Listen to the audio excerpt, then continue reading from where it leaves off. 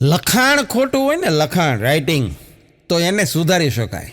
લખાણ ખોટું હોય તો એને સુધારી શકાય, પણ લખણ ખોટા હોય એને સુધારી ન શકાય. કારણ કે અમુક છે ને જન્મજાત લખણ ખોટા. હા, એને સુધારવાની વાત જ ન કરે. વાંદરો ગમે એટલો ગઢો થાય, ગુલાટ મારવાનું ભૂલે નહીં. હા, એ લખણ ખોટા કહેવાય.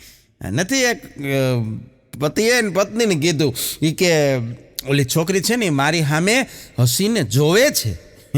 હા, એ કે ઓલી છોકરી મારી સામે હસીને જોવે છે. અને ઘરવાળીએ ખાલી એટલું જ કીધું એ કે હસીને જોવે છે કે જોઈને હસે છે.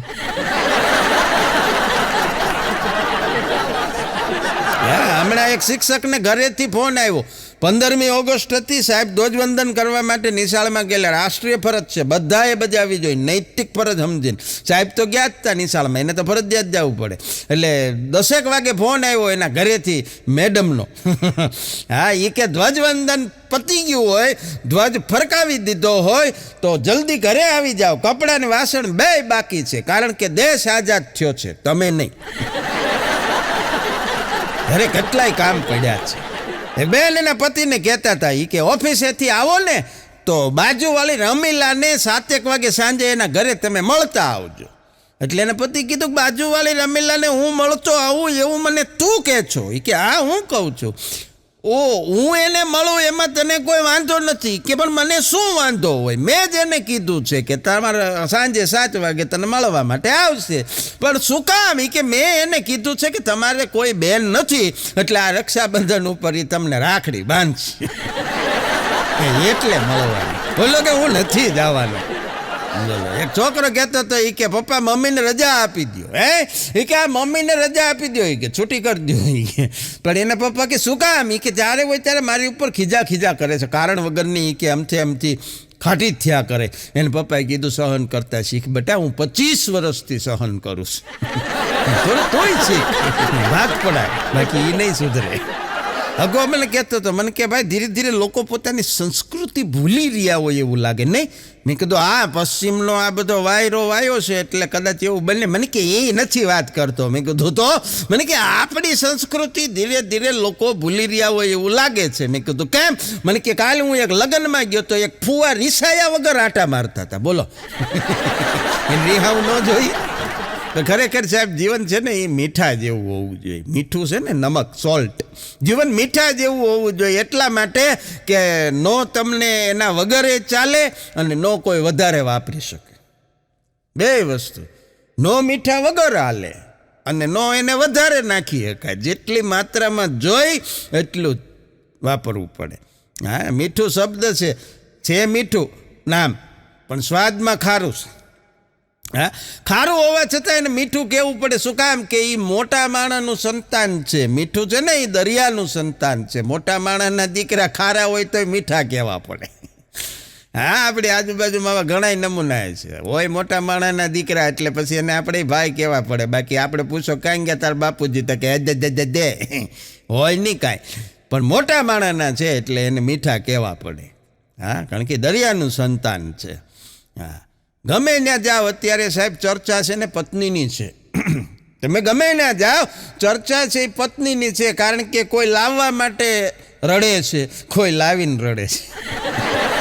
કિસી કે આતી નહીં, કિસી કી જાતી નહીં. એક ડૉક્ટર કહેતા હતા એ દર્દીને કે ભાઈ પેશન્ટ નહીં, કે કાલે તું તારા બધા સગાવાલાને મળી શકીશ. એટલે પેશન્ટે કીધું કે સાહેબ મારા તો જેટલા હગાવાલા હતા એ બધાય ગુજરી ગયા છે. ડૉક્ટર કે એટલે જ કહું છું, ઓપરેશન છે. પણ એક ગામની અંદર ઇજ્જતદાર માણસો, જો આ શહેરની અંદર આ વસ્તુ નથી.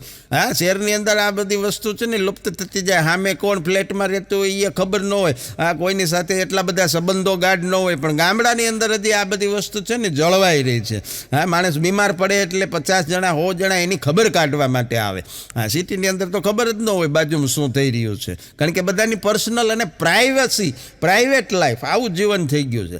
ગામડામાં હજી જાહેર જીવન છે, લોકોની ખુલ્લી કિતાબ છે. એટલે હું કમ્પેર નથી કરતો, પણ ગામની અંદર એક ઇજ્જતદાર કાકા ગામની અંદર એનું ખૂબ વર્ચસ્વ. એ કાકા બીમાર પડ્યા અને બીમાર પડ્યા એટલે એને નજીકમાં સિટી હતું, જિલ્લા મથક, ન્યાય એને હોસ્પિટલની અંદર દાખલ કરવામાં આવ્યા. થોડાક દી દાખલ રહ્યા ને એટલે ગામના બધા માણસોએ નક્કી કર્યું કે આપણે કાકાની ખબર પૂછવા જવું જોઈએ, તબિયત જોવા જવું જોઈએ. એટલે બધા નક્કી કર્યું ગ્રુપમાં માણસોએ. 13 જણા નક્કી થયા. 13 જણાએ નક્કી કરીને કીધું કે આપણે બધા નોખા જાય, એની કરતાં એક વાહન કરી લઈએ ભાડે તો બહુ સારું પડે. એટલે ગામમાં એક વાહન હતું, એક ગાડી હતી, એ 14 સીટની ગાડી હતી. હવે 14 સીટની ગાડી હતી ને આ લોકો 13 જણા થયા. એટલે ઓલાએ ભાડું નક્કી કર્યું કે આવવા જવાના એક જણના 100 રૂપિયા. પણ એણે શરત રાખી કે 14 જણા તમે ગોતી દો એટલે મારી શું છે બધી સીટ ભરાઈ જાય, 14. તો ઓલા લોકો કે અમે ટ્રાય કરીએ છીએ પણ જો કોઈ મળી જાય તો.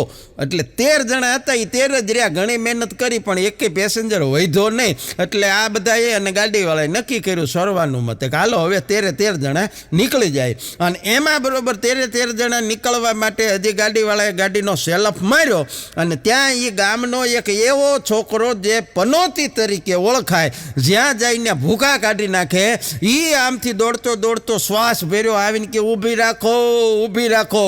તો ગાડીવાળાને એમ થયું કે મને 14મો પેસેન્જર મળી ગયો. પણ ગામના બધા ઓળખતા હતા, એને કીધું કે ભાઈ આને તો નો જ બેહારતો, કારણ કે આ મોટી પનોતી છે, તારું નુકસાન કરશે. ઓલો કે પણ મારી 14 સીટ પૂરી થઈ જાય ને, આવતો હોય તો આવવા દો. અને બરોબર ઓલો બહાર આવીને દરવાજા પાસેથી કંડક્ટર દરવાજો ખોલે એ પહેલા બોલ્યો, એ કે બધા હેઠા ઉતરી જાઓ, કરશન કાકાને રજા આપી દીધી છે. બધાનું નુકસાન કરી દીધું. બોલો એકેય પેસેન્જર ન રહેવા દીધો. અમુક પનોતી હોય ખરેખર બહેનોને કોઈ ન પહોંચી શકે, બહેનોને કોઈ ન પહોંચી શકે. એક પતિએ એના મિત્રોના વોટ્સએપમાં બહુ ફાંકામાં આવીને એક મેસેજ લખ્યો, એ કે મારા ઘરની અંદર હું જ્યારે સફાઈ કરું ને ત્યારે મને ખૂણે ખાંચરેથી 500, 1000, 2000 એવા પૈસા મળે છે. મારી ઘરવાળીને આ વાતની ખબર જ નથી. બોલો એ કે એણે આવો મેસેજ એના મિત્રોના વોટ્સઅપના ગ્રુપમાં લખીને મૂક્યો. એટલે એની ઘરવાળીએ એની બેનપણીઓના વોટ્સઅપમાં મેસેજ લખીને મૂક્યો કે મારે જ્યારે ઘરમાં સફાઈ કરવાની ઈચ્છા થાય ત્યારે હું ઘરના ખૂણે ખાચરે ક્યાંક 500ની 100ની 200 એવા રૂપિયા મૂકી દઉં અને પછી ખાલી અમે 2 જણા બેઠા હોય તો હું ખાલી પ્રસ્તાવ જ મૂકું કે હમણાં સફાઈની બહુ જરૂર છે. ત્યાં તો એ કે એ તરત ઊભા થાય હાવણીના હાથમાં લઈને, અને હું ખોટો આગ્રહ કરું તો મને કે તું રહેવા દે, પૈસા હું જ મૂકું છું. એ રાજી થાય અને ફાયદો એ થાય કે બહારથી કામવાળાને લાવવા નહીં અને ઘરના રૂપિયા ઘરમાં રહે. બોલો કેવડી હોશિયારી. ઓલાને એમ થાય કે હું રાજ. બહેનોની બુદ્ધિ અઘરી છે. જ્યાંથી તમે વિચારવાનું બંધ કરો ને ત્યાંથી શરૂ કરે. હા, એક પાણીપુરીવાળાએ બોર્ડ માર્યું હતું. બહેનો એને તો પાણીપુરીમાં તો લેડીઝ ગ્રાહક જ વધારે હોય એટલે એણે બોર્ડ માર્યું હતું, એ કે મનમાં પાણીપુરી ગણવાથી પાણીપુરીનો સ્વાદ આવતો નથી. ગણવાની નહીં, ખાઓ એમ. કારણ કે ગણે નહીં તો વધારે ખાય ને, વધારે ખાય તો એને વધારે ધંધો થાય. એક છોકરીએ છોકરાને પૂછ્યું, એ કે તું દારૂ કેમ પીવે છો? એટલે છોકરાએ કીધું કે મારું બ્રેકઅપ થઈ ગયું ને મારી ગર્લફ્રેન્ડ હારે એટલે છોકરીએ કીધું કે શું કામ બ્રેકઅપ થઈ ગયું? એ કે હું દારૂ પીતો હતો એટલે. મુદ્દો જ નો હતો, કાંઈ ફેરફાર જ નહીં. પણ એક જણો હતો વાત કરતો હતો, બહુ સરસ વાત કરી એણે. મને એમ થયું કે આને એકાદો નોબેલ પ્રાઇઝ આપી દેવો જોઈએ હોય તો. હા, એ કે ભાઈ મારામાં બહુ ટેલેન્ટ છે. મેં કીધું પણ શું ટેલેન્ટ છે? કે મારામાં એવો ટેલેન્ટ છે, હું વિશ્વની 36 ભાષાઓની અંદર ચૂપ રહેતા આવડે છે મને. હા, તાર જબરું ટેલેન્ટ. મેં કીધું કઈ સ્પોર્ટમાં પડ્યો હોય તો એકાદો એવોર્ડ તને આપવો જોઈએ. હા, વિશ્વની એટલી બધી ભાષામાં મૌન રહેતા આવડે. હા, કારણ કે મૌનની કિંમત છે સાહેબ. શબ્દ સંભાળ કે બોલીએ, શબ્દ કો નહીં હાથ, શબ્દ કો નહીં પાવ, એક શબ્દ ઔષધ હે ને એક શબ્દ હે ગાંવ. આ બોલ્યા પછી માણસની કિંમત થઈ જાય. જ્યાં સુધી મૌન છે ત્યાં સુધી તો કાંઈ ખબર નથી પડતી, પણ જેવું બોલવાનું શરૂ કરશે એટલે માણસના વાણી, વર્તન, વિચારની તમને ખબર પડી જશે. હા, એટલે મૌનની જગતમાં વધારે કિંમત છે. મૌનની ભાષા આખી અલગ છે. આવા અમથા ગોટે ચડાવી દે. હા, એક જણો કહેતો હતો કે પહેલાં તમારું દિલ કે એ સાંભળો, પહેલાં તમારું દિલ કે એ અવાજ સાંભળો, પછી તમારા અંતર આત્માનો અવાજ સાંભળો અને પછી કરો એ જ જે તમારી ઘરવાળી કે. એ જ કરવું હોય તો આ બધું સાંભળવાની ક્યાં જરૂર છે? અગો કહેતો તો મને કે હવારમાં મોર્નિંગ વોકમાં હું 8 દી ગયો પછી બંધ થઈ ગયો. મેં કીધું પણ સારી આદત હતી, શું કામ બંધ થઈ ગયો? મને કે જ્યારે હું મોર્નિંગ વોકમાં જવા નીકળું ને તો ઓલિમ્પિકમાં જતો હોય એવી ફિલિંગ આવતી હતી. મેં કીધું કાં? મને કે જેવો ઘરની બહાર પગ મૂકું ને એટલે તરત અંદરથી ઓર્ડર આવે, 4 ગોલ્ડ લેતા આવજો. અમૂલ ગોલ્ડ બોલ્યા નહીં. હા એટલે મને કે મેં બંધ કરી દીધું. પણ એક બેન ઘરે આવ્યા, એના પતિએ પૂછ્યું કે ક્યાં ગઈ હતી? એટલે ઓલા બેને કીધું કે રક્તદાન કરવા માટે. તો ઓલો અલગ દઈને બોલ્યો કે પીને ઓવરફ્લો થઈ ગયું છે તે વેચવા નીકળી. બહુ માણસો પણ દુઆની અંદર બહુ અસર હોય છે. દુઆ છે, પ્રાર્થના છે, બંદગી છે, એની અંદર કોઈના માટે કોઈએ કરેલી પ્રાર્થનામાં ખરેખર અસર હોય છે. સારી રીતે પ્રાર્થના કરેલી હોય તો તમારું બગડેલું કામ પણ સુધરી જાય. અને જો કોઈના અંતરાત્મામાંથી બદદુઆ નીકળી જાય તો તમારું સુધરેલું કામે બગડી જતા વાર ન લાગે, કારણ કે એ અંદરથી નીકળેલો અવાજ છે. એટલે એક ભાઈ કહેતા હતા મને કે મારી દુઆમાં બહુ અસર છે. એ કે મારી દુઆમાં બહુ અસર છે. કેવી રીતે? એ કે મેં એક જણાને દુઆ આપી હતી, આશીર્વાદ આપ્યા હતા કે તું સદાયને માટે કાયમને માટે હસતો રહીશ. આજે એ પાગલખાનામાં છે. બીજા એક જણાને મેં દુઆ આપી હતી કે દુનિયા આખી તારા ઈશારે હાલશે. આજે એ ટ્રાફિક પોલીસમાં છે. આખી દુનિયાને એના ઈશારે ચલાવે. ત્રીજા એક જણાને મેં દુઆ આપી હતી કે તું છે ને સદાય ચમકતો રહીશ. એના માથામાં એકે વાળ જ નથી. તારે શું દુઆ જોતી? ઓલો કે મારે કાંઈ નથી જોતી. હા એ કે મારી તો બધી દુઆ ફળે. ડૉક્ટર પાસે ઘણી વખત અજીબો ગરીબ પેશન્ટ આવતા હોય. અમુક પેશન્ટ એવા આગળ આવે ને ડૉક્ટરે ગોટે ચડી જાય. એક દર્દી ડૉક્ટર પાસે ગયો કે સાહેબ મારા જીવનમાં ખૂબ શાંતિ છે, મને ભૂખે બરોબર લાગે છે, મને નીંદરે ખૂબ આવી જાય છે, મારા જીવનમાં કોઈથી કોઈ પ્રકારની તકલીફ નથી. તો ડૉક્ટરે કીધું કે મને તમારી બીમારી સમજાઈ ગઈ છે. કે શું? કે તમારા જીવનમાં વિટામિન સીની કમી છે, SHE. લેડીઝ નથી ને જીવનમાં, હા બીમારી એની છે. કે દારૂડિયા દારૂ પીવા માટે બેહે ને અને પછી જે પેક બનાવતા હોય ને જોવાની બહુ મજા આવે. ક્યારેક જોજો. હા કારણ કે એક ભાઈ કહેતા હતી કે દારૂ પીતા હોય ને ત્યાં ઊભું નહીં રહેવાનું, બેહી જ જવાનું. એ પેક બનાવતા હોય ને એટલે એવી રીતે બનાવતા હોય, એ દ્રશ્ય તમે જોવો ને તો તમને એમ લાગે ભલે એ પોતે હાવ અભણ હોય પણ જાણે વૈજ્ઞાનિકો પ્રયોગશાળાની અંદર પ્રયોગ કરતા હોય એવી રીતે એ મિક્સ કરતા હોય. જોયેલું છે અઘરું. હા પણ પતિ પત્ની મ્યુઝિયમ જોવા માટે ગયેલા અને મ્યુઝિયમ જોવા માટે ગયા હતા એટલે ન્યાયનો પતિ પત્નીને બધું આમ બતાવતો જાય ને સમજાવતો જાય કે આ બહુ જૂનું અને બહુ જબરજસ્ત મ્યુઝિયમ છે અને અહીંયા વિશ્વના તમામ પ્રાચીન હથિયારો સચવાયેલા છે. શસ્ત્રો, વિશ્વના તમામ પ્રાચીન શસ્ત્રો અહીંયા સચવાયેલા છે. એટલે ઘરવાળી કે તમામ નથી. કેમ? એ કે વેલણ ક્યાં છે? હા વેલણ નથી, એ તમે પ્રાચીન શસ્ત્રમાં જ આવે. પણ વોશિંગ મશીનની અંદર કપડાં ધોવાતા હોય એ જોઈને પણ કાંઈક શીખવું જોઈએ. દરેક વસ્તુની અંદર કાંઈક ને કાંઈક મેસેજ હોય છે સાહેબ. કાર્ય અને કારણ વગર આ દુનિયામાં કોઈ વસ્તુ સંભવિત નથી. દરેક કાર્યની પાછળ કાંઈક કારણ હોય છે ને દરેક કારણની માટે કોઈ કાર્ય નિમિત્ત હોય છે.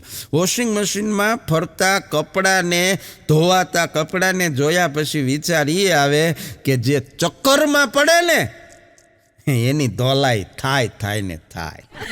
ચક્કરથી આગળ આમાંથી શીખવા જેવું છે. શીખવું હોય તો માણસ ગમે ત્યાંથી શીખી શકે. એવું કાંઈ નથી કે તમારા માટે કોઈ સમર્થ ગુરુ હોય તો જ શીખે. આવી નાની નાની વાતોમાંથી પણ તમે શીખી શકો જો શીખવું હોય તો. કારણ કે કામે ક્યાં ના કહી છે જો તમારે કરવું હોય તો, અને બુદ્ધિએ ક્યાં ના કહી છે જો તમારે અનુસરવું હોય તો. સામે પાણીએ હાથી તરી જાય ને માછલા ડૂબે. હા બહુ અઘરું સમજવા જેવું છે પણ જો સમજાય તો. હા, નકર અગાને એક બે વિચાર એવા હતા અદ્ભુત. એ વિચારોની તમને વાત કરું. અગો મને કહેતો હતો, મને કે ભાઈ મોબાઈલની અંદર સવારમાં જેવો મોબાઈલ ખોલો એટલે એટલા બધા સુવિચારો મારી પાસે આવે, જાણે મને એમ લાગે કે આખી દુનિયામાં મારે એકલાને જ સુધરી જવાનું.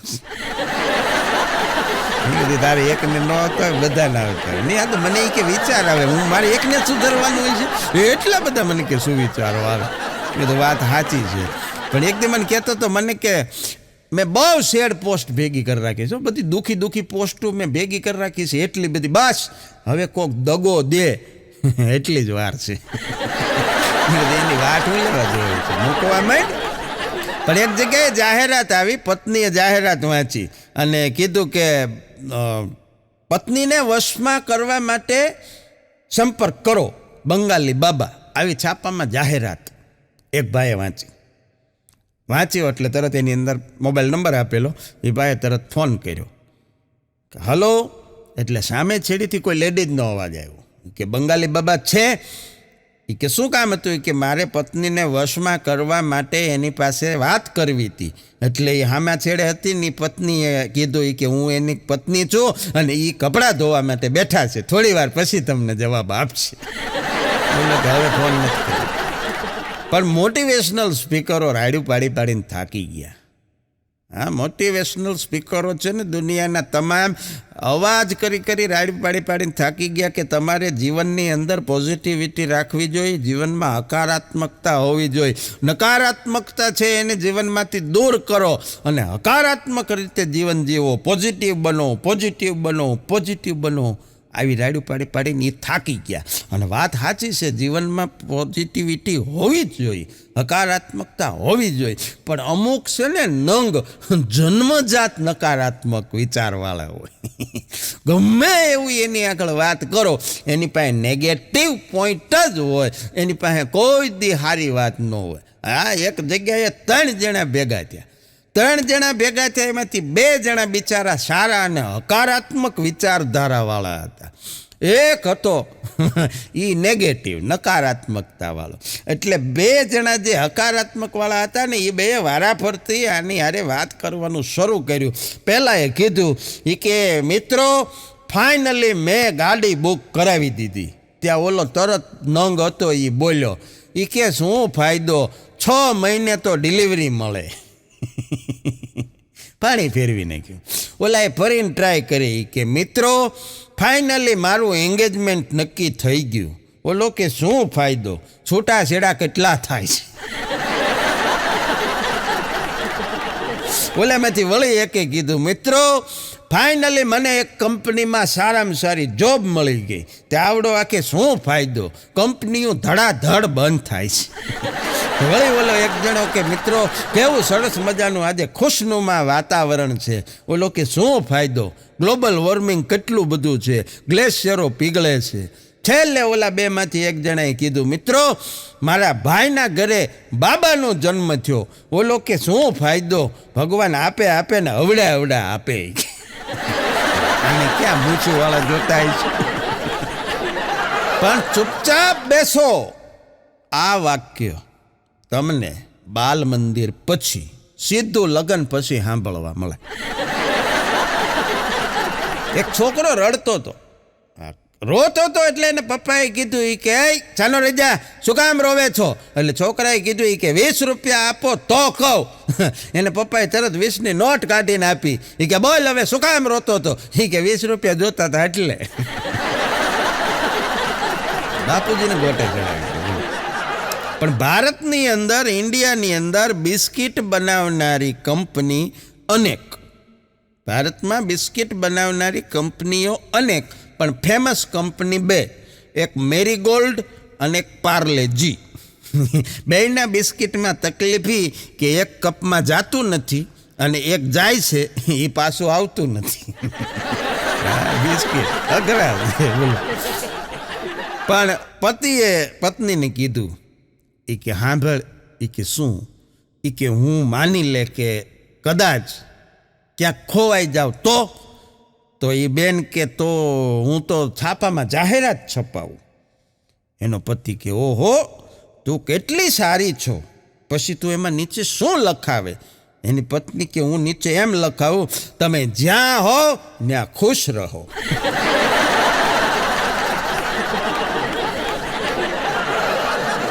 હમણાં બે બેનપણીઓ ઊભી ઊભી વાતું કરતી હતી. બોલો, બે બેનપણીઓ ઊભી ઊભી વાતું કરતી હતી. 2 કલાક થઈ તોય બેમાંથી એકેય બેઠી નહીં, કારણ કે એને મોડું થતું હતું. તોય બેઠી નહીં, એટલી વાતો એની. એમ ખબર નહીં શું વાતો થાય, અઘરું. એક નવી ખુલેલી દુકાને એક ગ્રાહક આવ્યો. દુકાન હજી ઓપનિંગ થયું જ તું, ન્યા એ ગ્રાહક આવ્યો. ન્યા આવીને કે રામ રામ શેઠ. એટલે શેઠે કીધું આ પૂરા આવી કે. તે વાણે કીધું એ કે શું રાખો છો? ઓલા કે બાકી નથી રાખતા, બાકી બધું રાખી, ઉધાર નહીં. કારણ કે અમુક મેં કીધું એમ અઘરા હોય. એક બેન નથી ડૉક્ટર પાસે ગયા. હવે ઘટના એવી થઈ હતી કે એ તો દવાખાનું હતું, એ ગાયનેકોલોજિસ્ટ ડૉક્ટરનું દવાખાનું હતું. એની ભેગા પીડિયાટ્રિશિયન હતા, બાળરોગ નિષ્ણાતે હતા. એ બેનને ત્યાં જ ડિલિવરી થયેલી. 3 દી પછી એના જ બાળકને બતાવવા ગયેલા. એટલે ડૉક્ટરે તપાસ કરીને બિલ આપ્યું. કે આ બેન ડૉક્ટરને કહેવા માંડ્યા કે સાહેબ હાય કે આવડું મોટું બિલ હોય, હજી 3 દી પહેલાં અહીંથી જ લીધો છે. કેમ જાણે વેસાતો લીધો. ખરેખર ન બોલ્યું. એક જણો કહેતો હતો કે હું અમેરિકા ભણીને આવ્યો છું. અમુક ફાકે ચડી જાય ને પછી એને પાછા વાળવા આગ્રા હોય કે હું અમેરિકા ભણીને આવ્યો છું. કે મને તમે ગમે એ સવાલ પૂછો ને, હું એના 4 જવાબ આપું. હા, એટલું નોલેજ મારી પાસે. તમે સવાલ 1 પૂછો, હું જવાબ તમને 4 આપું. તે આવડે આણે પૂછ્યું કે તારા બાપુજીનું નામ કે. હા, જોતી જડ્યો ગામમાં હંતાઈ ગયો. બાળકને પોતાને કોઈ સારામાં સારી રીતે સમજી શકે તો એ તત્વ કોઈ હોય તો માં. હા, મોઢે બોલું માં અને મને હાચે નાનપણ સાંભળે. આજ મોટપની બધી મજા મને કડવી લાગે કાક. કે બાળકની દરેક ભાવનાને માં સમજી શકે, પણ એના એ બાળકને સારામાં સારી રીતે સમજાવી શકે એ બાપ. અને એના એ બાપને પાછો કોઈ સારામાં સારી રીતે સમજાવી શકે તો એ બાળકની માં. આ બધી એકબીજા સાથે જોડાયેલી કડીઓ છે. કારણ કે રાત સુબહ કા ઇંતજાર નહીં કરતી. આવા સરસ મજાના હાસ્યના કાર્યક્રમ તમે સાંભળતા હો ને, એટલે યાદ આવે કે રાત से ही सुबह का इंतजार नहीं करती, खुशबू मौसम का इंतजार नहीं करती. रात सुबह का इंतजार नहीं करती, खुशबू मौसम का इंतजार नहीं करती. जो भी खुशी मिले जिंदगी में उसका आनंद लीजिए. जो भी खुशी मिले जीवन में उसका आनंद लीजिए, क्योंकि जीवन कभी वक्त का इंतजार नहीं करती. जिंदगी कभी वक्त का इंतजार नहीं करती. ક્યારે કયો સમય ક્યારે કોનો આવી જાય કાંઈ નક્કી નથી. કયો ફોન કોનો છેલ્લો ફોન થઈ જાય કાંઈ નક્કી નથી. એવા સમયની અંદર હું તમે જીવીએ છીએ સાહેબ. ત્યારે જે સમય મળે ને એ સમયને આનંદથી માણી લેવાય. જે ક્ષણો મળી છે એને માણી લેવાય. હા, કારણ કે ગઢપણ છે ને જીવનમાં બહુ દોયલું છે. હા, યુવાની હોય ત્યાં સુધી તો વાંધો નથી, પણ જેવું ગઢપણ આવે એ તો બહુ દોયલું છે. એક વૃદ્ધાવસ્થામાં કાકા અને કાકી હારે રહેતા હતા, ઘરમાં એકલા જ રહેતા હતા. એટલે કાકા ઊભા થયા એટલે કાકીએ કીધું કે તમે રસોડામાં જાઓ છો? તો કાકા કે હા. એ કે તો વળતા આવો ને તો ફ્રીજમાંથી મારી હાટું આઈસ્ક્રીમ લેતા આવજો, ફ્રીજમાં પડ્યો જ છે. તે કાકા કે હો. કાકી કે એમ નહીં, ભૂલી જાશો, લખી લ્યો. કારણ કે આ ઉંમર જ ભૂલવાની છે ને. એ કે લખી લો. કાકા કે પણ નહીં ભૂલું, લેતો આવીશ. એ કે તો એક કામ કરો, એની ઉપર છે ને એક સ્ટ્રોબેરી મૂકી દેજો. કાકા કે મૂકી દે. એ કે એમ નહીં, લખી લ્યો, ભૂલી જાહો. વળી કાકા કે નહીં ભૂલું. તે કાકી કે એક કામ કરજો, થોડુંક માથે ક્રીમે નાખી દેજો. તે કાકા કે નાખી દે. પણ એ કે લખી લ્યો, ભૂલી જાશો. કાકા કે પણ નહીં ભૂલું. કીધું ને એમ કરતાં ડગુ મગુ ચાલે. એ રસોડામાં ગયા. 5 મિનિટ પછી પાછા આવ્યા. સેવ મમરાની ડીશ હાથમાં હતી. અને સેવ મમરાની ડીશ જેવી ટેબલ ઉપર મૂકી એટલે કાકીએ કીધું કે જો હું કહેતી હતી ને આમાં બૂંદી હોત ભેગી લાવવાની હતી, ભૂલી ગયા નહીં. બે મિત્રો વચ્ચે હમણાં ઝઘડો થઈ ગયો. 2 ભાઈબંધ, પાકા ભાઈબંધ. હા, ને 2 માથા ફોડી નાખ્યા એકબીજાને. બોલો, લોહી જામ થઈ ગયા. ચારે બાજુ હાથ પગ સોલાઈ ગયા. એવા ધીંગાણું થઈ ગયેલું. એટલે પછી તો ગામમાં પંચ હતું, એટલે પંચ સમક્ષ હાજર કરવામાં આવ્યા વડીલો પાસે કે ભાઈ તમે 2 શેમાંથી બાંધ્યા? ઝઘડો શેનો હતો એટલે એકે કીધું એ કે તું કે, ઓલો કે ના તું કે, આ કે તું કે. એટલે પંચે કીધું કે ભાઈ બે જણા વારા ફરતી વાત કરો. એટલે એક જણાએ શરૂ કર્યું કે સાહેબ અમે બે ભાઈબંધ પાકા નદીના પટ ઉપર સાંજનો સમય અને એને ટાઢા બોળ પવનની અંદર બેઠા બેઠા એ કે અમે વાતુના તડાકા કરતા હતા. પણ તો એમાંથી બાંધવાનું કેવી રીતે થયું? એ કે બાંધવાનું એવી રીતે થયું કે બેઠા બેઠા મેં મારા મનની વાત એને કીધી કે મારે છે ને એ કે એક ભેંસ લેવી છે. તો ઓલો કે પણ તો એમાં બાંધણ છે નહીં થઈ જાય. એ કે મેં એમ કીધું કે મારે ભેંસ લેવી છે એટલે એણે મને એમ કીધું કે તું ભેંસ ન લેતો, મારે છે ને ખેતર લેવું છે. પછી કે હું ખેતર લઉં અને તારી ભેંસ છે એ મારા ખેતરમાં ચરવા માટે ઘૂસી જાય તો તને ખબર છે ને મારો મગજ હું કેટલો ખારો માણસ છું. એટલે પછી સાહેબ કે મેં કહી દીધું કે તો તારે થાય એ કરી લેજે, તારા જેટલા હોય એને લઈને વયો આવજે, બાકી હું ભેંસ લેવાનો. ત્યાં તો ઓલો ઊભો થયો, સાહેબ એમ નહીં સાંભળો કે મારી વાત સાંભળો. મેં એને એમ કીધું કે મારે ખેતર લેવું છે તો તું ભેંસ લેતો નહીં, કારણ કે મારા ખેતરમાં તારી ભેંસ ગળી જાય ને તો હું ભેંસનો વાહો ખોખરો કરી નાખીશ, પછી કહેતો નહીં મારી ભેંસને હું કામ મારી. હા એ વાતમાં અમારે બેને બાંધણું થયું. એમાં થોડીક વાર થઈ તો એ ઊભો થયો, એણે આંગળીથી રેતીમાં નદીના પટમાં એક ચોરસ ખાનું દોર્યું. એ કે લે આ મારું ખેતર, લાવ હવે એમાં તારી ભેંસ. તે આવડાણી તે લાકડીનો એક નાનો બટકો કરીને ખોડી દીધું. એ કે તો આ તારા ખેતરમાં મારી ભેંસ. અને પછી એ કે અમારે બેયને એ કે હામી જે ધીંગાણું થયું એ તો તમારી હામું જ છે. હવે મારે ખેતરે નથી લેવું, ઓલો કે મારે ભેંસે નથી લેવી, પહેલાં અમને કોઈક દવા કરાવવી, દુખે છે બહુ. પણ બહુ સરસ મજાની એક નાનકડી વાત રજૂ કરી દઉં કે ઢોસા તમે બધાય ખાતા હો તો ઢોસાની અંદર 3 પ્રકાર આવે. સાદા ઢોસા આવે, મસાલા ઢોસા આવે અને સ્પેશિયલ મસાલા ઢોસા આવે. આવી 3 ક્વોલિટી આવે. એમ આપણા ગુજરાતી માણસોમાં 3 પ્રકાર આવે. જો સાદા ગુજરાતી આવે, મસાલા ગુજરાતી આવે અને એક સ્પેશિયલ ગુજરાતી પણ આવે, સ્પેશિયલ મસાલા ગુજરાતી. કેવા હોય હું તમને એની વ્યાખ્યા કરી દઉં કે સાદા ગુજરાતી હોય ને એ શાંતિથી ક્યાંક નાની સૂની નોકરી કરતા હોય, ધંધો કરતા હોય. મસાલા ગુજરાતી હોય ને એ નોકરી તો કરતા હોય પણ ભેગા શેર બજારનું કરતા હોય. અને ઓલા સ્પેશિયલ મસાલા ગુજરાતી છે ને ઈવડા એ પાછા જ્યાં નોકરી કરતા હોય નેન શેર બજારની દલાલી ચાલુ કરતી. બીજી વાત, સાદા ગુજરાતી જે રહ્યા એને ખાલી એની આજુબાજુવાળાની પાડોશીની ઇન્કમ ઉપર નજર હોય. ઓલા મસાલા ગુજરાતી રહ્યા ને એ અદાણીની અંબાણીની ઇન્કમ ઉપર નજર રાખે. અને ઓલા પાછા સ્પેશિયલ મસાલા ગુજરાતી રહ્યા ને એ તો બિલ ગેટ્સ ને આમિર ખાનને છૂટાછેડા થયા એમાં કોને કેટલા રૂપિયા દીધા ને લીધા એનો હિસાબ રાખે. સાદા ગુજરાતી છે એ ફરવા માટે ક્યાંક જાય તો મોટા ભાગે ગ્રુપ ટૂરની અંદર જાય અને એવું પહેલાં વિચારે કે એની અંદર ગુજરાતી રસોઈઓ છે કે નહીં. મસાલા ગુજરાતી રહ્યા એ ફોરેનની ટૂરમાં જાય અને ત્યાં એવો આગ્રહ રાખે કે એમાં ગુજરાતી રસોઈઓ હોવો જોઈએ. અને ઓલા સ્પેશિયલ મસાલા ગુજરાતી તો ચંદ્રની અને સ્પેસની ટૂરનું આયોજન કરતા હોય પણ ન્યાય એને ગુજરાતી રસોઈઓ તો જોઈ જો. આ ગુજરાતી જગતના ચોકમાં ક્યાંય પાછા ન પડે એવા મારા ગુજરાતી છે, કારણ કે જ્યાં જ્યાં વસે ગુજરાતી ત્યાં સદાકાળ ગુજરાત. છોકરાવાળા હમણાં એક જગ્યાએ છોકરી જોવા ગયા એટલે છોકરીવાળાએ કીધું કે અમારી છોકરી તો BA છે. તો છોકરાવાળા કે અમારે BA એવી જ જોઈ. માથા ભારે અમારે હાલે જ નહીં ભાઈ.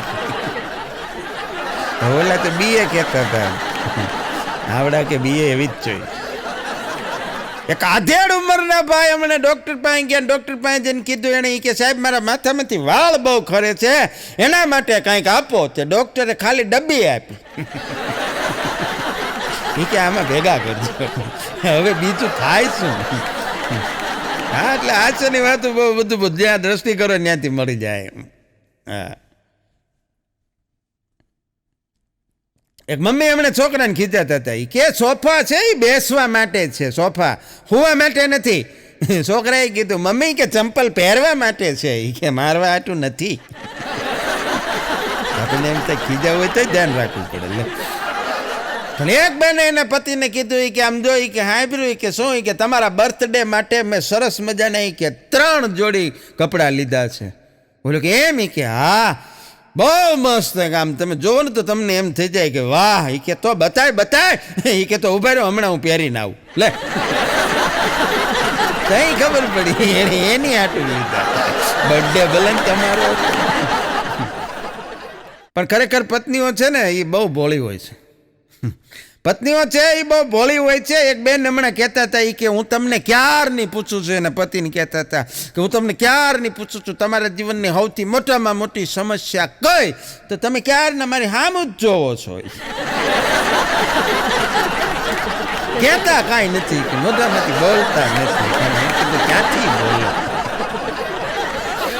સમજી જવાની વાત છે આ બધી.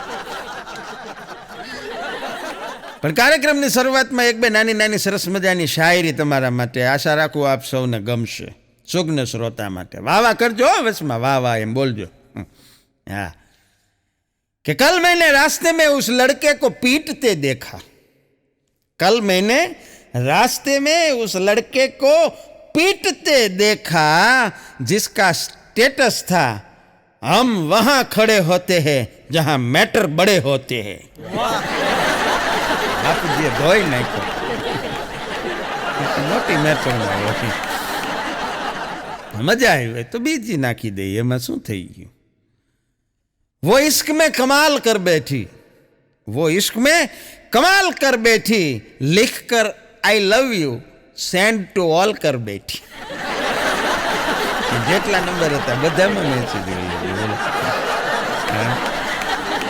हम जिंदगी की भाग दौड़ में इतने लीन हो गए, हम जिंदगी की भाग दौड़ में इतने लीन हो गए, पता ही नहीं चला गोलगप्पे कब 10 के 3 हो गए. એટલી બધી મોંઘવારી વધી ગઈ ને એટલો બધો ખાસ સમય કવિએ શાયરીમાં વેદના રજૂ કરી. પણ એક અનાડી છોકરા તમે કીધું એમ ભગવાનની કૃપા હોય ને તો સારા થાય, નકર અમુક તો અવેડાના ડાટા કાઢી નાખે. એવો અનાડી છોકરો કોલ્ડ ડ્રિંક્સની દુકાને ગયો. હમણાં કોલ્ડ ડ્રિંક્સની દુકાને જઈને કીધું એ કે થમ્સઅપ છે, થમ્સઅપ એ કે હા આપો, એ કે ખોલો. દુકાનવાળાએ ફટ કરતી થમ્સઅપ ખોલીને આપી. એ કે કોકા કોલા ખોલો, ઓલા કોકા કોલા ખોલીને આપી. એ કે એક 7 અપ ખોલો, ઓલા 7 અપ ખોલી. એ કે ફેન્ટા ખોલો, ઓલા ફેન્ટા ખોલી. અને પછી કે એક ડ્યુ ખોલો, ઓલા ડ્યુ ખોલીને પૂછ્યું કે તારે પીવાની કઈ છે? ઓલો કે મારે ક્યાં એક પીવી છે. તો કે તમે આમ ઢાંકણું ખોલો ને તો સુધીને અવાજ આવે ને, અને એમાં બહુ મજા આવે એટલે ખોલાવ્યું. 7-8 કોલ્ડ ડ્રિંક્સના ઢાંકણા ખોલાવી વયું દુકાનવાળો કે હવે આ મારે કોને પાવી એમ. પપ્પાએ હમણાં એક છોકરાને કીધું એ કે શું થયું ભાઈ, કે તારે રિઝલ્ટનું શું થયું, પરિણામ આવવાનું હતું ને? હું રિઝલ્ટ આવ્યું તો છોકરાએ કીધું કે પપ્પા 80% આવ્યા છે. લાય એ કે રિઝલ્ટ માર્કશીટ જોવા દે. એને પપ્પાએ માર્કશીટ આમ હાથમાં લીધી ને પછી છોકરાને સામે જોઈને કીધું કે આમાં તો 40% લખ્યા છે. એ કે હા એમાં ભલે 40% લખ્યા છે, એ કે બીજા 40 છે ને એ કે આધાર કાર્ડ આડે લિંક થઈને ડાયરેક્ટ એકાઉન્ટમાં આવી જાય.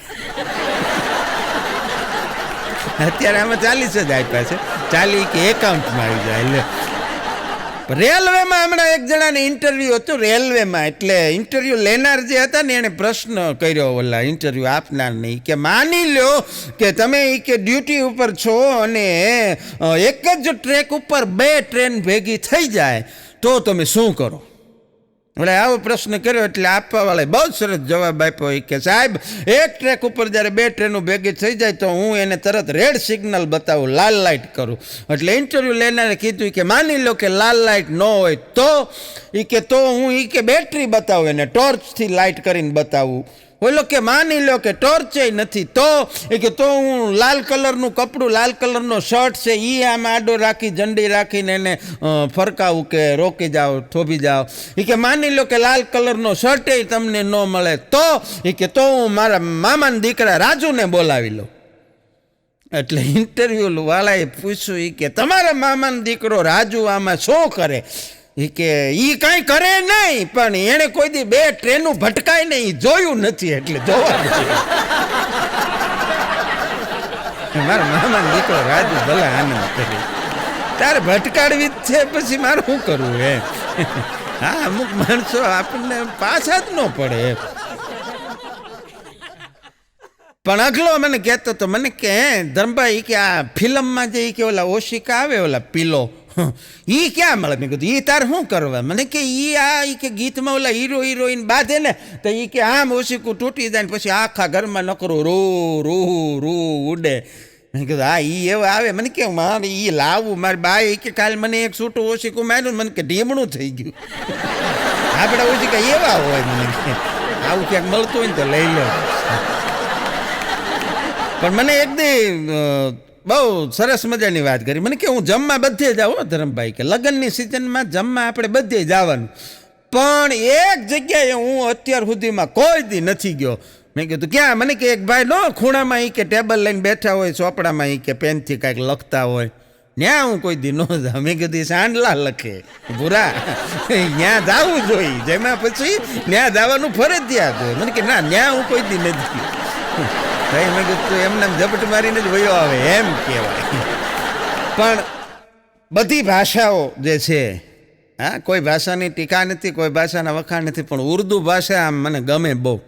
શેરો શાયરીની ગઝલોની તો એ પ્રિય ભાષા ઉર્દુ ભાષા, એટલે મૂળ એમાં શેર શાયરી સાંભળવાની તો બહુ મજા આવે. એટલે મારા એક મિત્ર છે ઉર્દુ શાયર છે, ઉર્દુમાં એ શાયરી બોલે છે, કવિ સંમેલનોમાં જાય છે.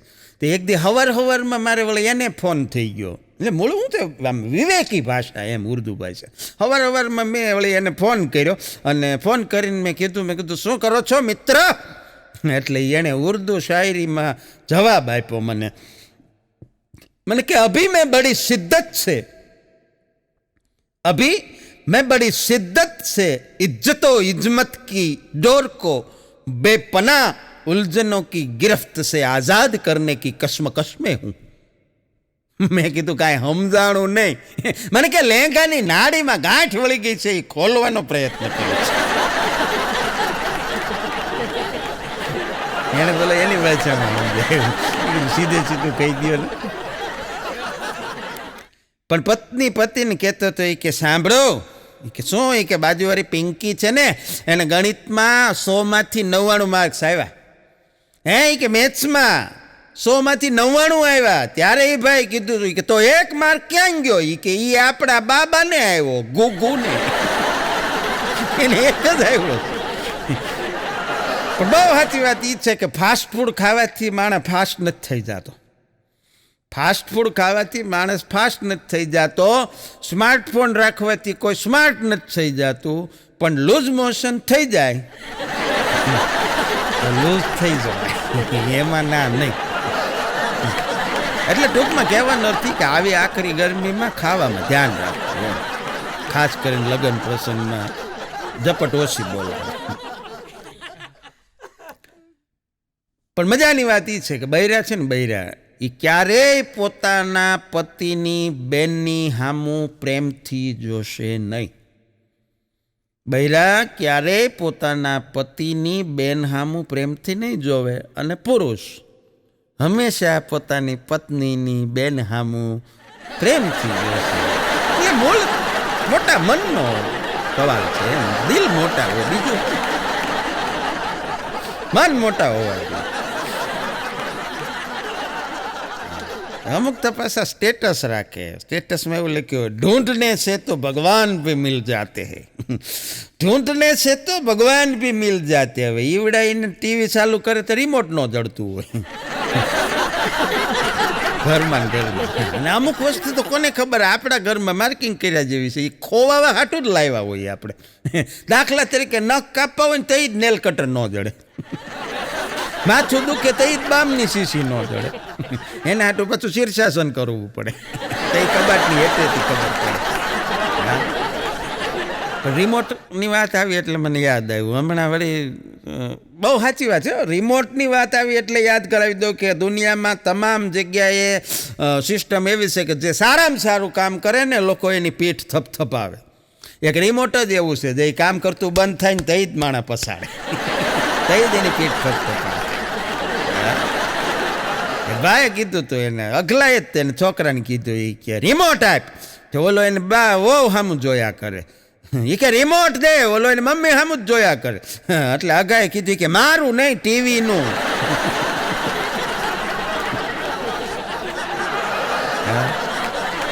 એક બેને કસ્ટમર કેરમાં હમણાં ફોન કર્યો, ફોનની સેવા. એ કે 3 દિવસથી મારું નેટ નથી ચાલતું, બોલો મારે હવે શું કરવું? તો કસ્ટમર કેર વાળાએ કીધું કે થોડુંક ઘરકામ કરી લો બેન. હા, એ કે તમે કેટલાય સમયથી નથી કર્યું, થોડું ઘરકામ કરો. પણ જો તમને કોઈ મૂર્ખ કે, બુદ્ધિ વગરનો કે, ગધેડા જેવો છો એવું કે, તો સાહેબ દુઃખી નહીં થવાનું, અફસોસ પણ નહીં કરવાનો, ગુસ્સોય નહીં કરવાનો, નહીં ખીજાવાનું, નહીં રડવાનું, નહીં કોઈને કંઈ કહેવાનું. શાંતિથી પંખા નીચે ખુરશી ઉપર બેસી જવાનું, આંખ બંધ કરવાની, ઊંડો શ્વાસ લેવાનો અને એટલું વિચારવાનું, આને ખબર કેમ પડી ગઈ?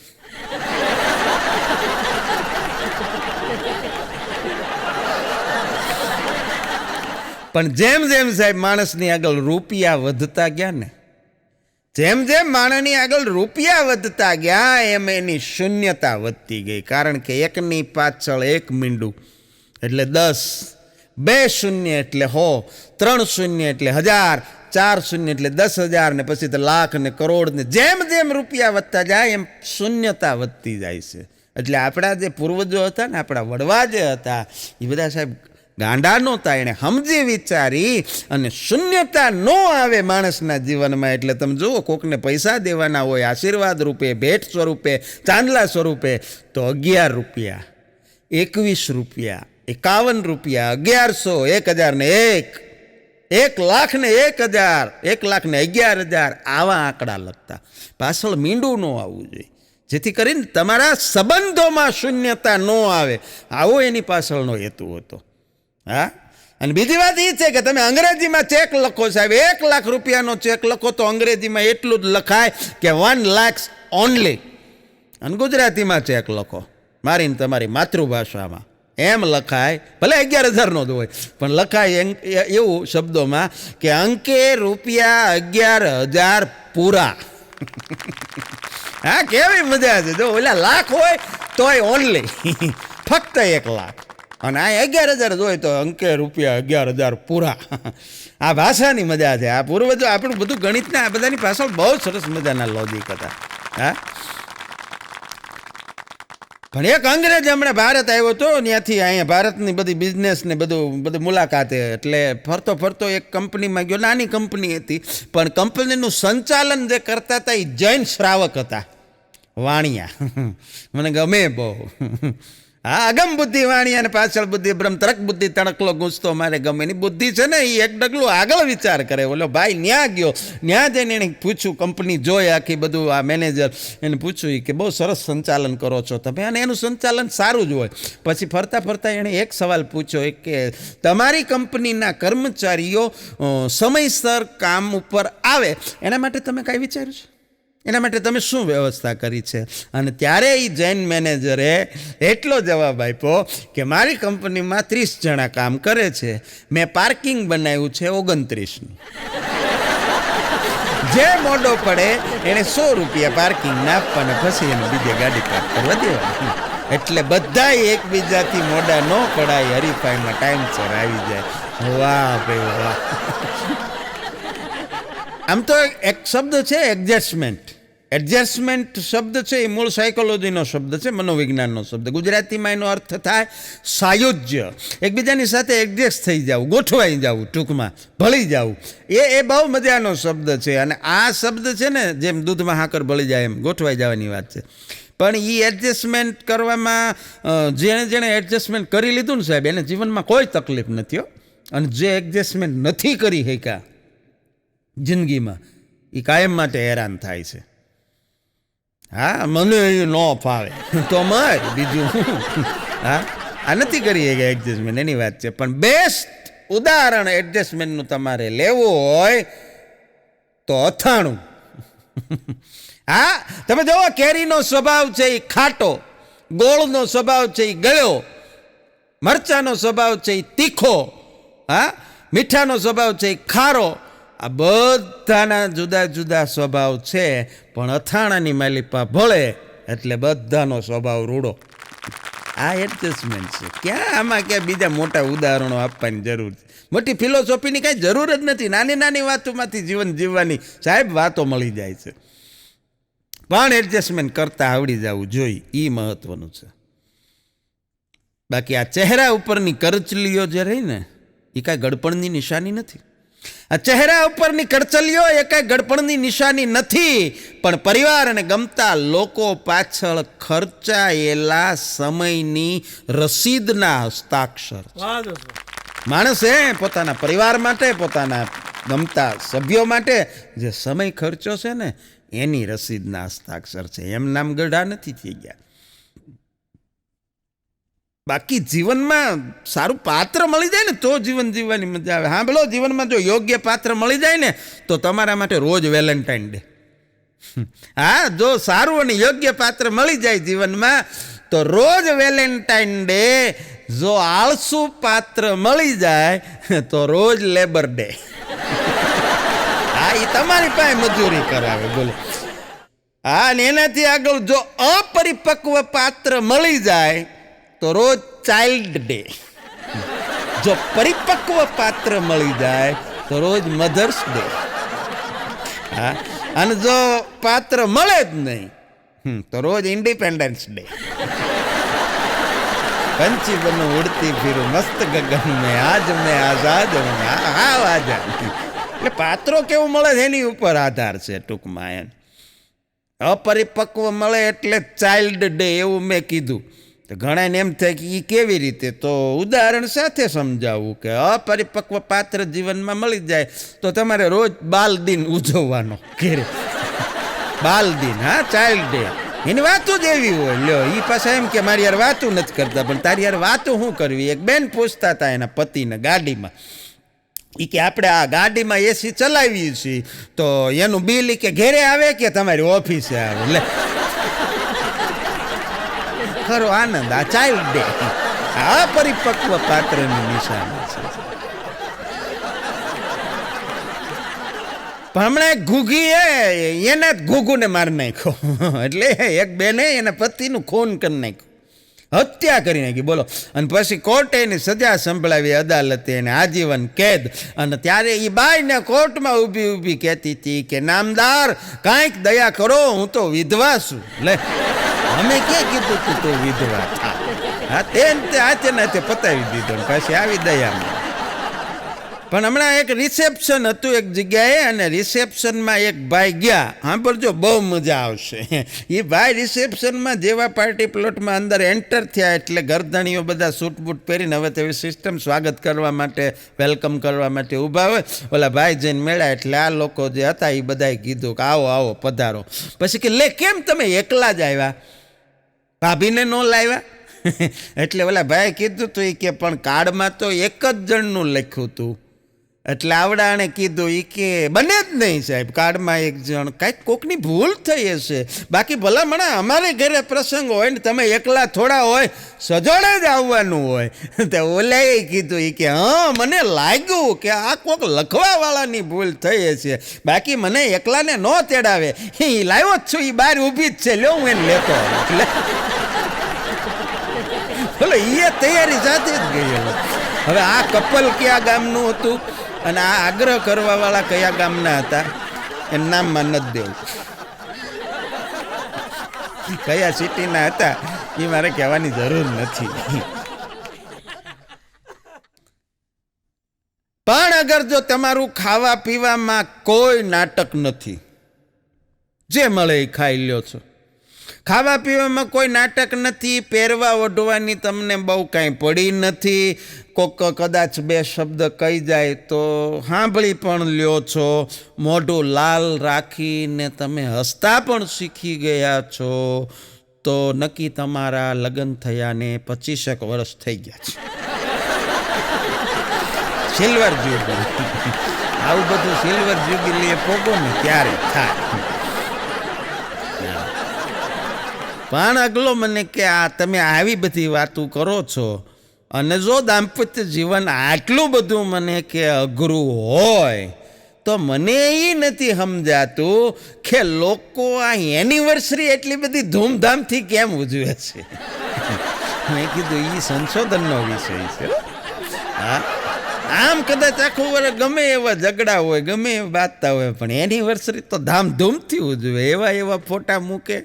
અમારા લગ્ન જીવનને 18 થયા, 19 થયા, 20 થયા. એને પછી સમજાવ્યો. મેં કીધું અગુભાઈ આમાં શું હોય કે ભાઈ દરેક માણસને આશા તો હોય ને, આશા અમર છે. એને એમ હોય કે જિંદગીમાં ક્યારેક તો અચ્છે દિન આવશે. હા ભલે બાકી રોજ જે હાલતું હોય. હમણાં સવારમાં કપ ચાનો કપ એણે રકાબીને ચેડવતા કીધું કે જો તું કેવી નીચી છો અને હાવ છીછરી છો, હું કેવો ઊંચો અને રૂઆબદાર છું. અને ત્યારે રકાબીએ કપને કીધું એ કે રહેવા દે, તું બધાયને ગરમ રાખે છો, હું બધાને ઠંડા પાડું છું. બીજી વાત કે તને છે ને જ્યારે આમ કરીને આમ કાન પકડીને લોકો ઊંચો કરે છે અને મને આમ કરીને આમ 5 આંગળીએ ઉપાડવી પડે છે. તારામાં મારામાં ફેર છે. એટલે કહેવાનો અર્થ એ છે સાહેબ કે મારે ગુણ મહત્વના છે, રૂપ નહીં. હા, કપની વાત આવી એટલે યાદ આવ્યું. આઈપીએલમાં ફાઇનલમાં ગુજરાત ને રાજસ્થાનની મેચ હતી અમદાવાદના સ્ટેડિયમમાં. એમાં રાજસ્થાનવાળા હારી ગયા. એમાં બીજા જ દિવસે ગુજરાતમાંથી બધા રાજસ્થાન ફરવા ગયા હતા. એણે કીધું કે ચા આપો, કપમાં આપજો. રાજસ્થાનની હોટલવાળાએ કીધું કે કપ તો ગુજરાતવાળા લઈ ગયા છે, રકાબીમાં પીવા. ફેમિલી કોર્ટમાં હમણાં છૂટાછેડાનો કેસ હતો. એટલે જજ સાહેબે 2 આરોપી પતિ પત્નીને બોલાવ્યા અને પછી પૂછ્યું અરજદારને કે તમને શું તકલીફ છે, શા માટે તમારે છૂટાછેડા લેવા છે. અને ત્યારે અરજદારે કીધું કે સાહેબ મારી ઘરવાળી છે ને એ મારી પાસે લહણ ફોલાવે છે, એ મારી પાસે ડુંગળી સુધરાવે છે, એ મારી પાસે વાસણ સાફ કરાવે છે. એટલે જજ સાહેબે કીધું કે કાંઈ વાંધો નહીં, ઘડીક બેસ સમજો, મારી વાત સાંભળ. જજ સાહેબે કીધું કે લસણને છે ને ફોલતા પહેલાં થોડાક ગરમ કરી લઈને આરામથી લસણ ફોલાય. ડુંગળીને સુધારતા પહેલાં થોડીક વાર માટે જો કદાચ ફ્રીજમાં રાખી દઈ તો ડુંગળી સુધારતા આંખમાં પાણી ન આવે. બોલ, આરામથી ડુંગળી સમારાઈ જાય. અને રહી વાત વાસણ સાફ કરવાની, તો વાસણ જો તમારે ઉટકવાના હોય તો થોડીક વાર પહેલાં 10 મિનિટ એને પાવડરવાળા પાણી ભરેલા ટબમાં જો બોળી રાખો તો પછી આરામથી વાસણ સાફ થઈ જાય. બોલ, હવે તારે કાંઈ કહેવું છે? બોલો કે સાહેબ હું મારી અરજી પાછી ખેંચું, મારે છૂટાછેડા નથી લેવા. જજ સાહેબનો અનુભવ એને કામ લાગ્યો. એક છોકરો છે એ છોકરીને બહુ પ્રેમ કરતો હતો અને પછી એને કદાચ ક્યાંક બહાર જવાનું થયું છોકરાને કે છોકરીને, છૂટા પડવાના હતા. એટલે છોકરાએ કીધું કે આમ જો કે મને છે ને તારી કાંઈક એવી કાંઈક નિશાની આપ કે જે હું આજીવન યાદગીરી રૂપે રાખી શકું. તે છોકરીને વળી મજાક સૂજી હતી. એણે એના સેન્ડલમાંથી સોલ કાઢીને હકતળી આવે ને સેન્ડલના માપની એ આપી. એ કે હાલે. તે છોકરાએ એ હકતળી તો લઈ લીધી સિરિયસલી. એ ગયો જ્વેલર્સમાં અને જ્વેલર્સની દુકાને જઈને કીધું કે આને મને છે ને ચાંદીની ફ્રેમમાં મઢી દો. તે જ્વેલર્સવાળાને એમ થયું કે આ તો કોઈ મહાન હસ્તી હશે, કોઈ મહાપુરુષ, કોઈ સંત મહાન એની જ હોય ને તો જ ચાંદીમાં મઢાવવા આવ્યો હોય ને. એ કે કાલ લઈ જાજો. તે છોકરો બીજા દીએ લેવા ગયો. એ કે લાવો, થઈ ગયો તૈયારી? કે હા, ચાંદીની ફ્રેમમાં મઢેલી હકતળી ચંપલનો સેન્ડલનો આખી એને આપ્યું. એટલે પૂછ્યું વળી જ્વેલર્સવાળાએ, ન પૂછ્યું હોત તો કાંઈ પ્રશ્ન જ નહોતો. એણે પૂછ્યું કે હે ભાઈ આ કયા સંતના પગના સોલ છે? એ કે બોલો કે સંત બંતની ક્યાં આમાં કાંઈ વાત છે? તો એ કે મારી પ્રેમિકા હતી એના સેન્ડલનો સોલ છે. બોલો કે કોડાક પહેલાં કહેવાય ને કાલી કે આખી રાત અમારા ઘરે બધા કે માથે અડાડી નાની પૂજા કરી. મેં તો વળી પગ પાણી ધોઈને કે પાણી હોત પી ગયો કે કોઈ મહાસંતની કે આ પગની સોલ છે તો જ માણસ ચાંદીમાં મટાવે નહીં. પહેલાં કહેવાય ને ઓલો કે પણ તારે પૂછવું દોય નહીં. મેં તમે ક્યાં એવું કાંઈ કરવાનું કીધું. અમુક તો વાતો કરતા પહેલાં ધ્યાન રાખવું. એક ડૉક્ટર સાહેબે એના બગીચામાં બહુ સરસ મજાની વાતો. હા, ડૉક્ટર સાહેબ એના બગીચાની લોનમાં છાપું વાંચતા બેઠા હતા. સરસ મજાનો ટી ટાઈમ અને બંગલાનો ગેટ ખુલ્લો રહી ગયેલો. પ્રફુલભાઈ, એ બંગલામાંથી એક આલ્સેશિયન કૂતરું સાહેબના બંગલામાં અંદર ઘૂસી ગયું. હવે એ કૂતરું તો બંગલાની અંદર ઘૂસી ગયું. ડૉક્ટર સાહેબ બેઠા હતા, એના પગ પાસે આવીને બેસી ગયું. ડૉક્ટર સાહેબે આમ નજર કરી, કૂતરું જોવામાં તો બહુ ક્યુટ હતું. પછી પાછું શાંતિથી બેસી ગયું અને લાગતું હતું કોઈ સારા ઘરનું હોય, હચવાયેલું એવું. એટલે ડૉક્ટર સાહેબે બેહવા દીધું. ઘડીક વાર થઈ, ડૉક્ટર સાહેબે માથે હાથ ફેર્યો. પછી કલાક એક વહી ગઈ એટલે ડૉક્ટર સાહેબ ઊભા થઈને અંદર એના બંગલામાં હોલમાં ગયા, ડ્રોઈંગ રૂમમાં. તો કૂતરું પાછળ પૂછડી પટપટાવતું એની પાછળ ગયું. ત્યાં જઈ અને કૂતરાએ સરસ સેફ જગ્યા ગોતી લીધી. બારી પાસે એક ખૂણો હતો, પવને આવતો હતો, હવા ઉજાસે હતી ને શાંતિ પણ હતી. કૂતરું ત્યાં સૂઈ ગયું. બોલો, એ કૂતરું ત્યાં સૂઈ ગયું અને 2-2.5 કલાક સૂતું. પછી કોઈને કાંઈ નુકસાન નહીં. હા, સારા ઘરનું કૂતરું. અને પછી જાગ્યું. જાગીને એની મેળે જતું રહ્યું. આવું પહેલા દિવસે બન્યું. સેમ ઘટના રિપીટ બીજા દિવસે. કૂતરું આવ્યું, હોલમાં ગયું, બેઠું, 2 કલાક સૂઈ ગયું, પછી પાછું વયું ગયું. ત્રીજા દિવસે, ચોથા દિવસે, 5મા દિવસે ડૉક્ટર સાહેબને એમ થયું કે કૂતરું છે કોઈક સારા ઘરનું, પણ એના માલિકને ખબર હશે કે નહીં. એટલે એણે એક ચિઠ્ઠી લખી અને કૂતરાના ગળાની અંદર નાખી દીધી કે જે કોઈ વ્યક્તિ આ કૂતરાનું માલિક હોય એને જાણ થાય કે તમારો આ ડોગ અમારા ઘરે છેલ્લા 5 દિવસથી રોજ નિયમિત આવે છે, આટલા વાગ્યાથી આટલા વાગ્યા દરમિયાન, અને 2 કલાક સૂઈ જાય છે અને પછી સૂઈને જતો રહે છે. તમને આ વાતની ખબર છે કે નહીં? આટલું જણાવશો પ્લીઝ. અને એ ચિઠ્ઠી કૂતરાના માલિકે વાંચ્યા પછી રિપ્લાયમાં એણે બીજી ચિઠ્ઠી લખી, કૂતરાની ડોકમાં પહેરાવીને કીધું કે સાહેબ, મને ખબર છે કે મારો કૂતરો રોજ તમારા ઘરે આવે છે, 2 કલાક સૂઈને જતો રહે છે. તમે માનો છો એમ નક્કી એ સારા ઘરનો કૂતરો છે, મને બહુ પ્રિય છે, એ કોઈને કાંઈ ન્યુકસાન કરતો નથી. પણ તકલીફ એ છે કે મારી ઘરવાળીનો સ્વભાવ એવો ટકટક્યો છે, એ કૂતરું ઘરે સૂઈ નથી શકતું, એટલે ત્યાં રોજ હુવા આવી જાય છે. અને જો તમે પરવાનગી આપતા હો તો કાલથી હુંય ભેગો આવું. હાસ્યની એક અદ્ભુત રચના છે સાહેબ. મને ખબર નથી કોની રચના છે. જો ખબર હોત તો ચોક્કસ કવિનું કે એના રચનાકારનું નામ હું બોલત, કારણ કે આપણે પ્રજ્ઞાચોરી નથી કરવી. પણ ખબર નથી કોની છે. જેની હોય એને સેલ્યુટ. બહુ સરસ રચના છે એની. એ મારે હાસ્યની સાથે એમાં સુંદર મજાનો એક મેસેજ છે, એટલે છેલ્લે કાર્યક્રમના અંતમાં મારે તમારી સમક્ષ એ રચના સંભળાવી છે. આપણે ગુજરાતીઓ, એમના માટે ફેવરિટ ફરસાણ જો કોઈ હોય તો એ છે ભજીયા. અને ભજીયામાં સાહેબ એક વખત એવું બન્યું કે ભજીયા બધા ભેગા થઈ અને ભજીયા સંમેલન બોલાવ્યું. ઇમેજિન કરજો, બહુ મજા આવશે. ભજીયા સંમેલન બોલાવ્યું ને એમાં ભાઈ પતરી ને કતરી ને લસણિયા ને ભરેલા મરચાના ને કુંભણિયા ને પટીના ને બટેકા વડા ને જાત જાતના ભાતના ભજીયા તેથી ભેળા થયા હો. એટલા બધા ભજીયા ભેળા ઉપસ્થિત થયા અને પ્રોગ્રામ એવો હતો, એ ફંક્શનનો હેતુ એવો હતો કે માનવ સમાજને સૌથી પ્રિય એવા આ ભજીયાઓમાંથી સૌથી બેસ્ટ ભજીયાને એવોર્ડ આપવાનો. કયા ભજીયા સૌથી બેસ્ટ એનું ફંક્શન હતું. એટલે ઘણા બધા ભજીયાઓ એમાં નોમિનેશન પણ કરેલું અને થોડીક બધી ઔપચારિકતા, બધી ફોર્માલિટી પછી એન્કરે જાહેરાત કરી કે આજનો જે એવોર્ડ છે એ સર્વસંમતિથી બટાકા વડાને એનાયત કરવામાં આવે છે અને બધા ભજીયાઓએ જોરદાર તાળીઓના ગડગડાટથી બટાટા વડાને આ એવોર્ડથી નવાજ્યો, એટલે એને સન્માનિત કર્યો. હવે એન્કરે એવોર્ડ વિનર આ બટાકા વડાનું ઇન્ટરવ્યૂ લીધું અને એને પૂછ્યું કે તમને આ એવોર્ડ કેવી રીતે મળ્યો અને અહીં સુધી પહોંચવામાં તમે કેવો સંઘર્ષ કર્યો. એટલે હવે સાંભળજો, બટાકા વડાએ એની પોતાની આત્મકથા રજૂ કરી, એ સાંભળવા જેવી છે.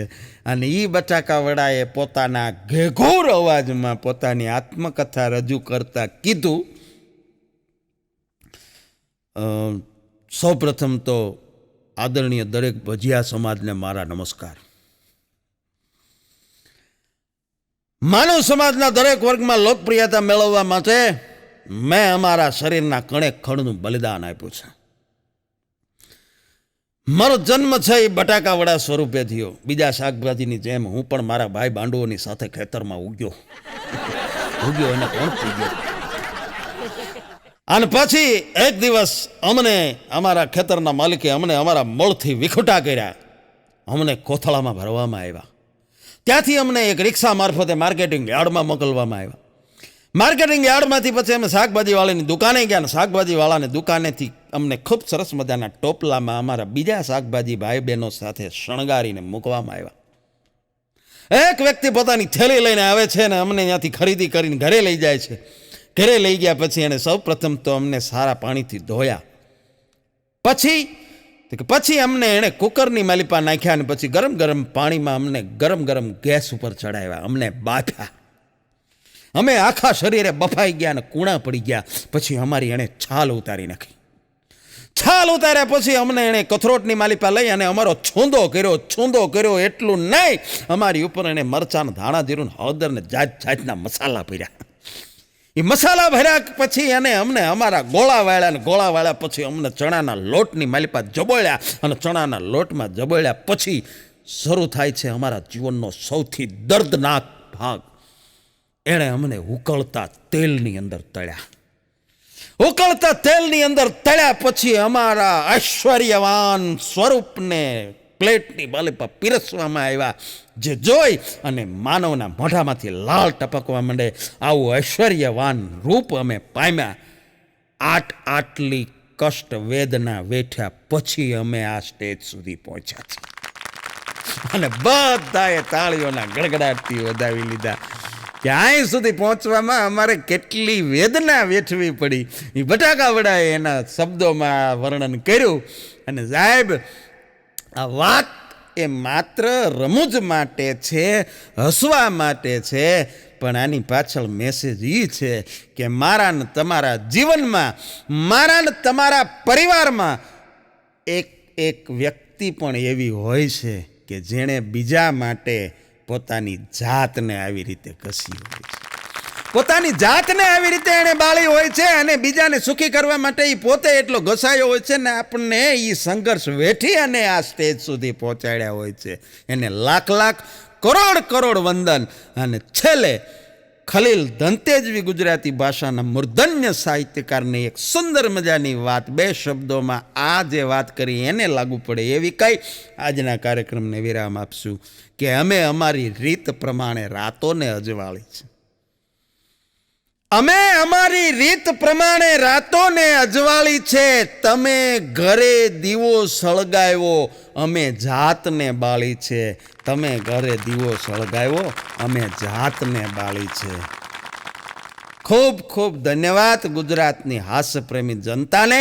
આપ સૌએ હાસ્યના આ કાર્યક્રમને માણ્યો એ બદલ આપ સૌનો ખૂબ ખૂબ આભાર. જય હિન્દ, જય ભારત, જય ગરવી ગુજરાત.